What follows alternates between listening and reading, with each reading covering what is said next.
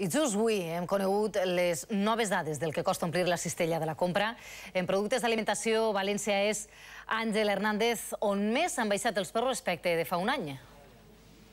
Sí, anem per parts. Si comparem els preus dels productes frescos i envasats amb els del tercer trimestre d'enguany, tenim que han pujat un poc, però si mirem com estaven els preus fa just un any, resulta que a Espanya han baixat de mitjana un 0,4%. I on més ha baixat de tot l'Estat és a València, un 6,8%. A Castelló, no tant, un 4,9%, i a Alacant, un 2,1%.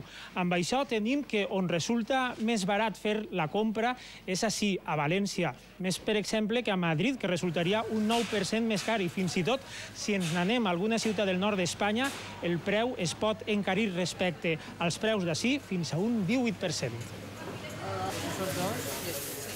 Leche, cervezas, bachoqueta, huevos, azúcar, harina. Melchor y María fan avui la compra del mes. Si ha subido un céntimo, eso yo no me doy cuenta tampoco. Yo lo veo igual, la leche está igual, la leche que compro está igual, las papas estas están siempre igual.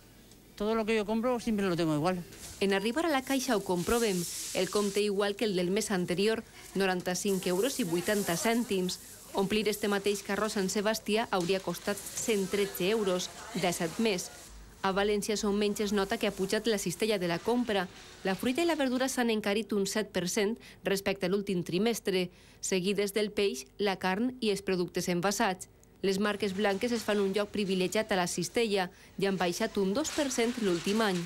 He notado que es más barato que otras marcas y como la calidad es buena, por eso lo suelo comprar. A les portes del Nadal cal fer comptes per arribar a tot. Sempre se fa, pues això, perquè arribi pel torró. Lo del pernil el veig negre. Llonxetes, una i va que xuta. I Romania i la Comunitat Valenciana estreten llaços.